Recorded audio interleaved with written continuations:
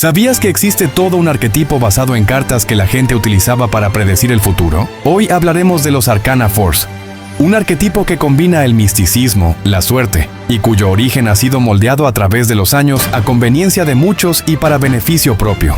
Esto es Secretos del Naipe, bienvenido.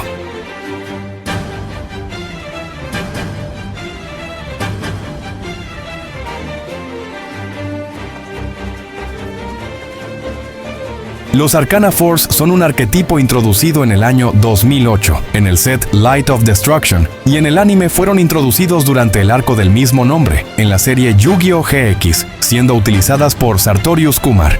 Este arquetipo consiste en monstruos tipo hada y atributo luz, cuyos efectos giran en torno a una de las mecánicas menos preferidas por los jugadores, tirar una moneda. Aunque si lo analizamos, la elección de esta mecánica pudo haber sido con el fin de evocar una sesión de tarot en la cual la interpretación de las cartas puede ser distinta según la orientación de la carta que está siendo tirada por el tarotista. En este punto está de sobra mencionar que el arquetipo está basado en el tarot. Pero profundicemos. Los monstruos Arcana Force están inspirados en un palo específico del mazo del tarot, llamado Arcanos Mayores, conocidos también como Cartas del Triunfo. Un mazo de tarot consiste en los 4 palos de la baraja española, más el palo de los arcanos mayores. De este último, cada carta funciona de manera individual, y no necesariamente tiene una relación con las 21 cartas restantes de ese palo. En un inicio, las cartas tenían un orden jerárquico, y no estaban enumeradas. Posteriormente, se les asignó un número del 0 al 21. El tarot aparece por primera vez alrededor del siglo XV, al norte de Europa, especialmente en Milán, Ferrara y Bolonia. Las barajas más comunes entonces eran el tarot de Marsella y el tarocco italiano, pero eran utilizadas como parte de un juego de naipes, como tantos otros que existen hoy en día. Lo último que pensaban era atribuirles poderes especiales a las cartas. Aquel juego se conocía como Triunfe, y en una de sus tantas variantes se jugaba solo con 4 palos, y a uno de ellos se le daba un orden jerárquico, es decir, cada carta con un rango o valor más alto que la anterior. Después se añadió un 5º palo. Esta variante se llamó Triunfi, que significa triunfo, y se jugaba más o menos de la siguiente manera. Las cartas eran repartidas entre los jugadores y se comenzaban a tirar cartas al centro de ellos sobre una mesa. En sentido opuesto a las manecillas del reloj, cada jugador iba tirando una carta por turno. Esta podía ser de un palo diferente pero con el mismo número, o del mismo palo pero con el número siguiente al que estaba en la mesa, hasta que alguien arrojaba una carta de los arcanos mayores. En ese momento, el resto de los jugadores debían comenzar a tirar cartas del mismo palo, pero de una jerarquía mayor a la anterior. El ganador del juego era aquel que lograra tirar el arcano mayor con más jerarquía y ya nadie pudiera arrojar otro. Es decir, ganaba el jugador que arrojaba al arcano más fuerte. El mazo original del tarot estaba compuesto por 5 palos distintos. 4 de ellos eran espadas, copas, bastos y oros. Cada palo consta de 12 cartas, todas enumeradas.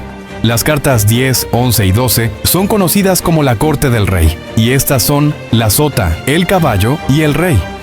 El 5º palo, conocido como Cartas del Triunfo, consta de 22 cartas con imágenes simbólicas y numeradas del 0 al 21, y a su vez se separaban en 3 bloques de 7 cartas. El primer bloque representaba el poder temporal en la Tierra. Aquí estaban las cartas del tarot de el mago, la sacerdotisa, la emperatriz, el emperador, el hierofante o el papa, él o los enamorados y el carro o carroza. El segundo representaba las fuerzas del destino. Aquí teníamos la fuerza, el ermitaño, la rueda de la fortuna, la justicia, el colgado, la muerte y la templanza. Y el último bloque representaba las fuerzas de la naturaleza, que eran el diablo, la torre, la estrella, la luna, el sol, el juicio y el mundo. La carta faltante y que no pertenece a ninguno de estos bloques es el loco. En el juego, esta carta era usada como un comodín. Podía ser tirada por el jugador que la poseyera sin importar qué carta estaba en el monte de naipes ya jugados. En su transformación a una herramienta de adivinación, los tarotistas no supieron cómo usar o dirigir esta carta, por lo cual muchos mazos deciden no incluirla en sus impresiones. Con la incorporación de los arcanos mayores como un 5º palo, los otros 4 palos fueron llamados arcanos menores, y fue así que comenzó la distorsión del tarot. Durante el siglo XVIII, autores ocultistas comenzaron a reinterpretar el tarot y sus ilustraciones para darles un enfoque místico. En 1780, Antoine Coeur de Gébelin sugirió por primera vez que el tarot tenía orígenes egipcios secretos. Al mismo tiempo, afirmaba que en sus naipes se ocultaba la sabiduría del antiguo Egipto y de sus dioses. Esto fue la chispa que encendió la conexión del tarot con lo esotérico. A finales del siglo XVIII y comienzos del XIX, ocultistas como Jean-Baptiste Alliot, mejor conocido como Eteilla, publicaron el primer mazo de tarot diseñado en su totalidad para la adivinación, otorgándole a las cartas significados adivinatorios y asociándolas a su vez con la astrología e incluso la alquimia. Ya en el siglo XIX, el ocultismo europeo adoptó al tarot como un símbolo de sabiduría espiritual.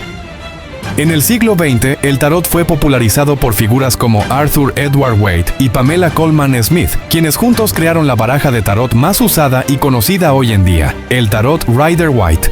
El mazo Rider-Waite contenía imágenes aún más ricas en simbolismos en todas sus cartas, tanto arcanos mayores como menores, facilitando la lectura intuitiva. Este nuevo mazo fue ideal para su uso en lecturas de adivinación, sesiones espiritistas y otras charlatanerías esotéricas, donde los lectores aseguraban tener acceso a poderes místicos. La realidad, incluso hoy en día, es que muchos de estos lectores utilizaban técnicas de lectura en frío, así como manipulación emocional y frases vagas que se ajustan a cualquier persona, generando una sensación de ilusión o clarividencia. A esto se le conoce como efecto Forer, efecto Barnum o falacia de validación personal. Este efecto es una tendencia psicológica en la cual el individuo adopta descripciones vagas y generales como propias, aunque estas descripciones pudieran ser igual de aplicables a casi cualquier persona. El efecto Forer explica por qué creemos que descripciones generales de, por ejemplo, la astrología, los horóscopos o test de personalidad son aplicables al individuo, aunque realmente no lo sean.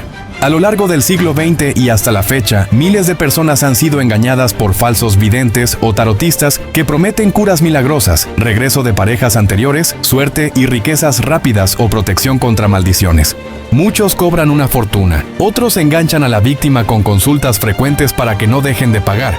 Y todo lo hacen desde total ignorancia, ya que en sus áreas de trabajo y en los rituales, mezclan elementos de muchas culturas a las cuales se les asocia el misticismo o el ocultismo y que en realidad no tienen nada que ver entre sí. Como ejemplos están el uso de parafernalia católica, imágenes de santos católicos o deidades yorubas, símbolos egipcios, símbolos budistas y por supuesto que no podía faltar el satanismo.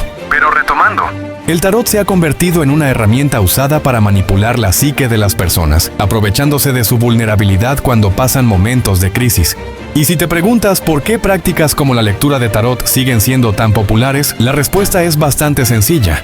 Son misteriosas, son desconocidas, y está el mito colectivo de que prácticas como el tarot están asociadas a secretos ocultos a la humanidad, y a los cuales no puedes acceder fácilmente. El tarot además suele ofrecer respuestas rápidas y visuales a tus preguntas, y en casos más aislados podría llegar a dar resultados positivos entre comillas, al ser utilizado solo como herramienta de introspección y reflexión. En Yu-Gi-Oh!, los Arcana Force, como lo mencionamos antes, se inspiran en el tarot, especialmente en los arcanos mayores, mientras que algunas cartas de apoyo al arquetipo toman elementos de una sesión de lectura de tarot. Las únicas cartas que no hacen una referencia directa al tarot son sus tres Boss Monsters, Arcana Force X, The Light Ruler, The Dark Ruler y The Chaos Ruler. Más que al tarot como sistema, estas cartas parecen aludir a los opuestos que conviven entre sí. The Light Ruler y The Dark Ruler funcionan como una metáfora del yin y el yang. No representan fuerzas que se enfrenten o se anulen, sino polos que coexisten en equilibrio. Esta idea conecta con la interpretación del tarot, donde las cartas no poseen un significado positivo o negativo por sí mismas. Ese valor se construye en la mente del consultante durante la lectura. Las interpretaciones existen juntas, como parte de un todo, hasta que decidimos otorgarles sentido. Ese estado de unidad mental, donde los opuestos dejan de serlo, podría estar representado precisamente por The Chaos Ruler.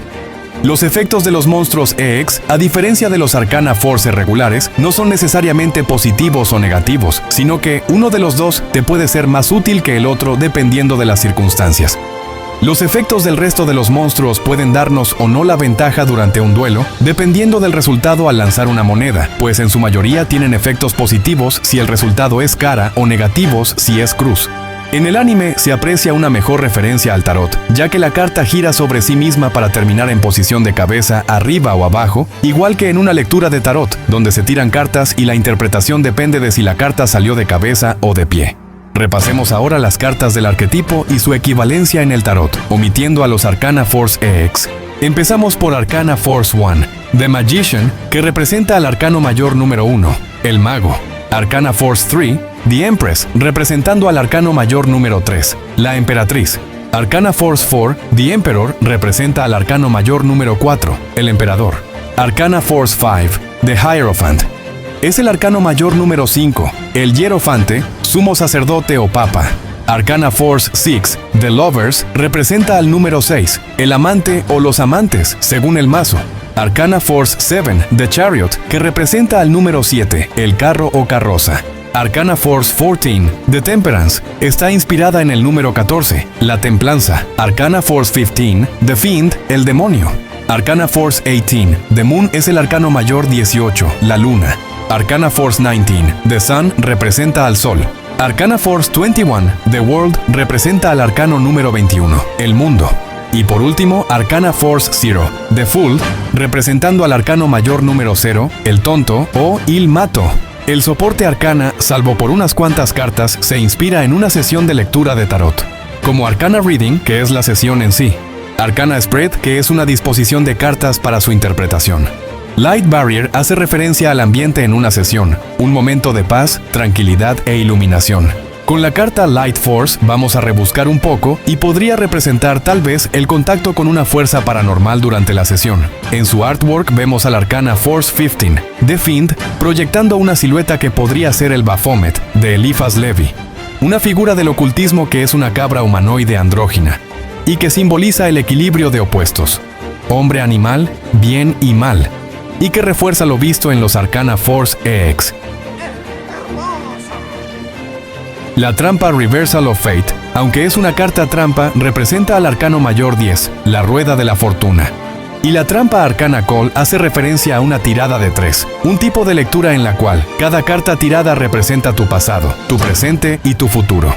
Las cartas Cup of Ace y Tour of Doom, aunque no forman parte del arquetipo, sí fueron diseñadas para darle soporte, y estas representan respectivamente al arcano menor As de copas y al arcano mayor número 13, la muerte.